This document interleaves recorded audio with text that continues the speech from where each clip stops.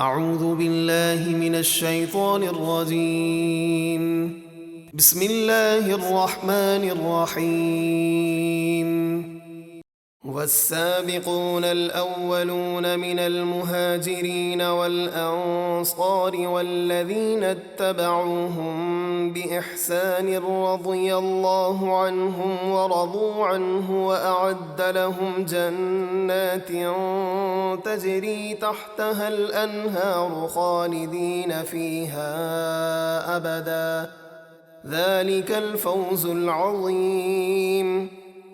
اور سب سے پہلے ایمان لانے میں سبقت کرنے والے مہاجر اور انصار صحابہ اور جن لوگوں نے بھلائی کے ساتھ ان کی پیروی کی، اللہ ان سے راضی ہوا اور وہ اللہ سے راضی ہوئے۔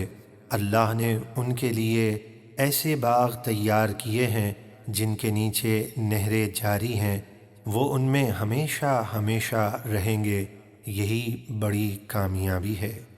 وَمِمَّنْ حَوْلَكُمْ مِنَ الْأَعْرَابِ مُنَافِقُونَ وَمِنْ أَهْلِ الْمَدِينَةِ مَرَضُوا عَلَى النِّفَاقِ لَا تَعْلَمُهُمْ نَحْنُ نَعْلَمُهُمْ سَنُعَذِّبُهُمْ مَرَّتَيْنِ ثُمَّ يُرَدُّونَ إِلَى عَذَابٍ عَظِيمٍ۔ اور اے اہل مدینہ، تمہارے آس پاس کے کچھ دیہاتی منافق ہیں اور کچھ مدینے والے منافق نفاق کے عادی ہو گئے ہیں۔ آپ انہیں نہیں جانتے، ہم انہیں جانتے ہیں۔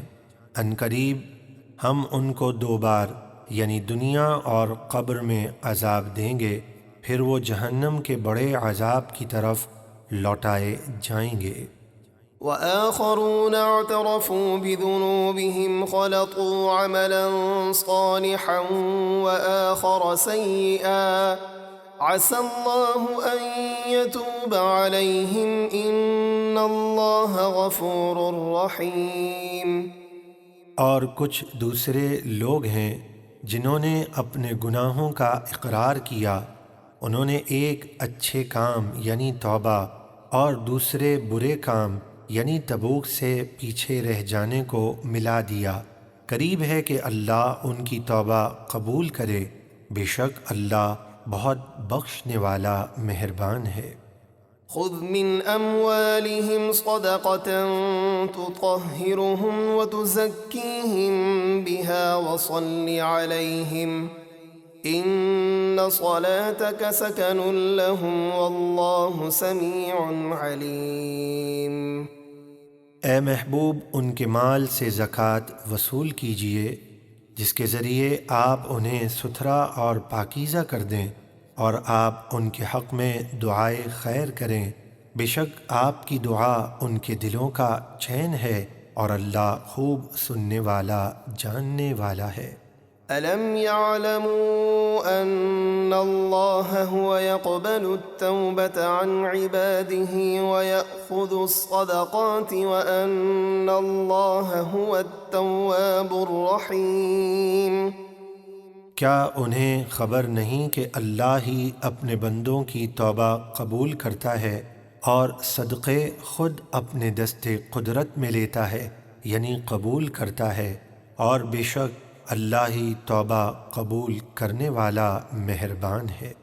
وَقُلِ اعْمَلُوا فَسَيَرَى اللَّهُ عَمَلَكُمْ وَرَسُولُهُ وَالْمُؤْمِنُونَ وَسَتُرَدُّونَ إِلَى عَالِمِ الْغَيْبِ وَالشَّهَادَةِ فَيُنَبِّئُكُم بِمَا كُنتُمْ تَعْمَلُونَ۔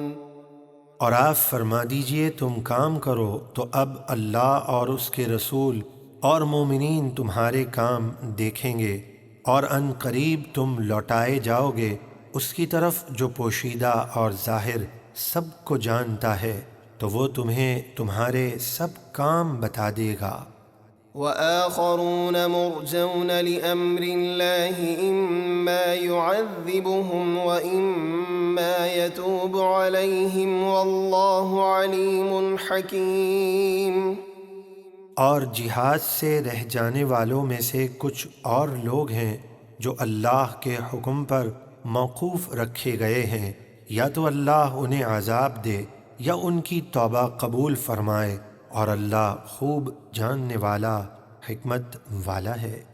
والذين اتخذوا مسجدا ضرارا وكفرا وتفريقا بين المؤمنين وإرصادا لمن حارب الله ورسوله من قبل وليحلفن إن أردنا إلا الحسنى والله يشهد إنهم لكاذبون۔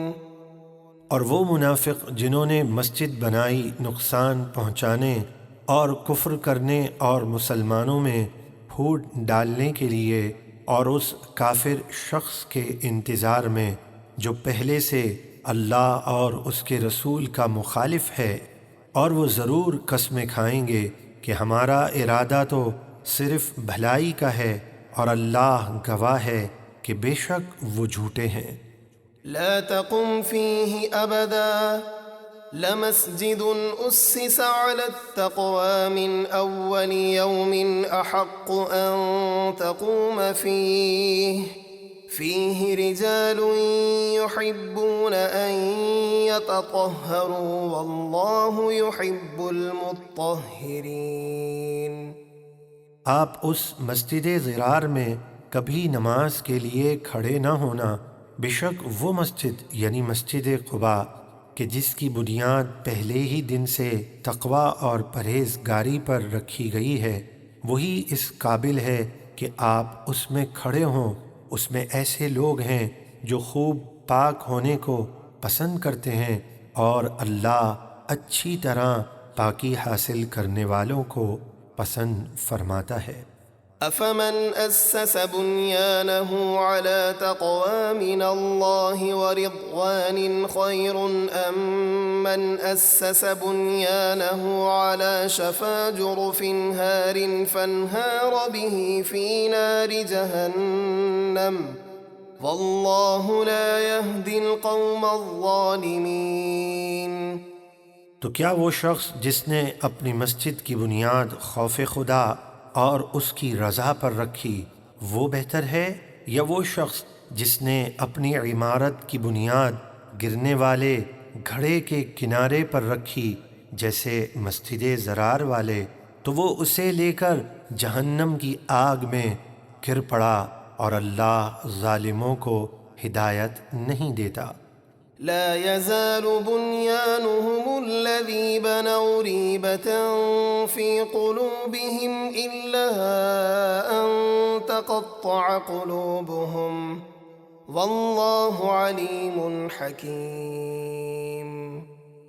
وہ عمارت یعنی مسجد ضرار جو انہوں نے بنائی ہمیشہ ان کے دلوں میں کھٹکتی رہے گی، یعنی اس کے گرائے جانے کا صدمہ باقی رہے گا، مگر یہ کہ ان کے دل ٹکڑے ٹکڑے ہو جائیں قتل ہو کر یا جہنم میں، اور اللہ خوب جاننے والا، حکمت والا ہے۔